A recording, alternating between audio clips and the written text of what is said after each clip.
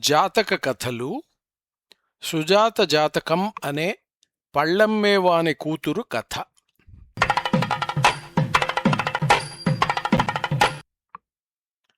జీతవనంలో విడిది చేసి ఉన్న సమయంలో బుద్ధుడు రాణి మల్లిక గురించి ఈ కథను వివరించాడు. ఒకనాడు రాజు పసేనది అతని రాణి మల్లికల మధ్యన పేచి వచ్చింది. రాజుకు చాలా కోపం వచ్చింది. రాణి ఉనికిని కూడా పట్టించుకొని స్థితికి వచ్చాడు. బుద్ధునకు ఈ సంగతి తెలిసింది. వారిద్దరి మధ్య సయోధ్య కుదిరించాలని ఆయన నిర్ణయించాడు. ఉదయాననే 500 మంది భిక్షువులు వెంటరాగా ఆయన శ్రావస్తి నగరంలో భిక్షాటన కొరకు బయలుదేరాడు. నేరుగా రాజప్రాసాదం ముఖంద్వారం వద్దకు వెళ్ళాడు. రాజు బుద్ధుని భిక్షాపాత్రను అందుకుని వారందరినీ తన భోజనశాలలోకి తీసుకువెళ్ళాడు. అక్కడ సేవకులకు అన్నం, మిగతా తినుబండారాలు తీసుకురమ్మని ఆదేశం ఇచ్చాడు. అర్ఘ్యం ఇచ్చే సమయంలో బుద్ధుడు తన చేతిని భిక్షాపాత్ర మీద అడ్డుగా పెట్టాడు. రాణిగారు ఏది అని అడిగాడు. గురువర్య, ఆవిడతో మీకేం పని అని రాజు బదులుగా అడిగాడు.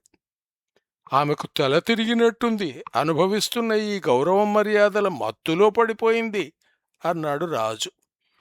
బుద్ధుడు ప్రత్యుత్తరంగా, అయ్యా, ఆ గౌరవస్థానాన్ని మీరే ఆమెకు స్వయంగా అందజేసి ఆమెను ఉన్నత పదవికి చేర్చారు.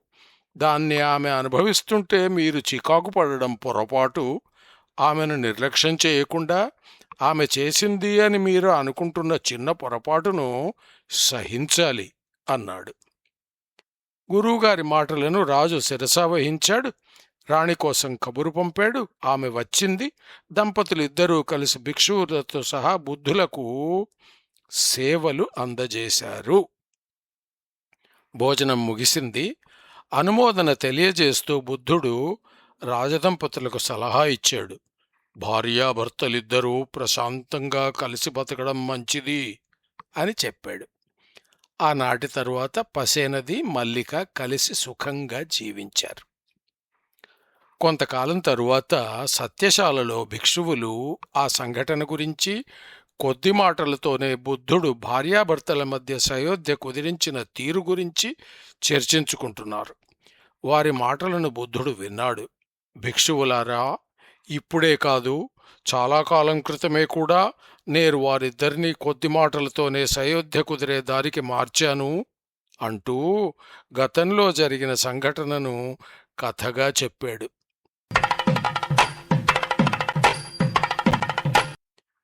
బ్రహ్మదత్తుడు కాశీరాజ్యాన్ని పరిపాలిస్తున్న సమయంలో వారణాసిలో బోధిసత్వుడు ప్రధాన సలహాదారుగా ఉండేవాడు.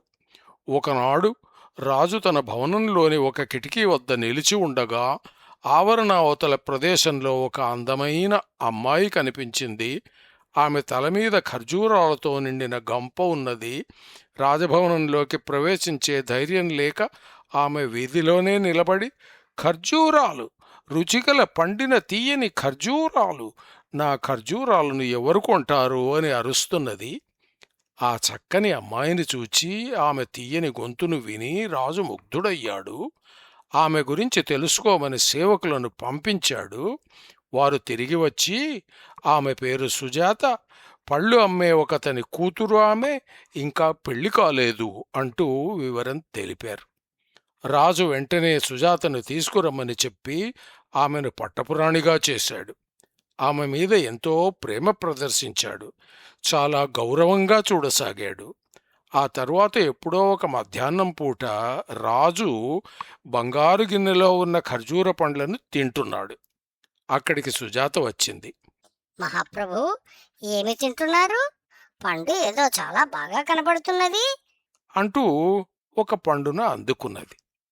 చూడడానికి కూడా బాగుంది పండు. ఇటువంటి పండ్లు ఎక్కడ పెరుగుతాయో అన్నది ఆమె. ఆ మాటలు విని రాజుకు చాలా కోపం వచ్చింది. పళ్ళు అమ్మే మనిషి కూతురువు, ఈ పళ్లను నీవు గుర్తుపట్టలేదా? ఇవి మీ కుటుంబం వారి ప్రత్యేకతగా గుర్తింపు పొందిన పళ్ళు.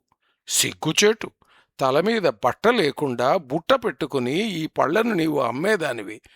మహారాణివి అయినావు గనుక ఇప్పుడు ఈ పండు గురించి అడుగుతున్నావా? వాటి పేరేమిటని అడగడానికి నీకు ఎంత ధైర్యం? నిన్ను నీవు మర్చిపోయావా? ఒకప్పుడు నీవేమిటని మర్చిపోయావా? లేక గొప్పలు పోతున్నావా?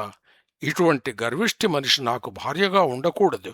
తక్షణం వెళ్ళిపో అని కోపంగా అన్నాడు రాజు. రాజుగారి సలహాదారి ఈ మాటలు విన్నాడు.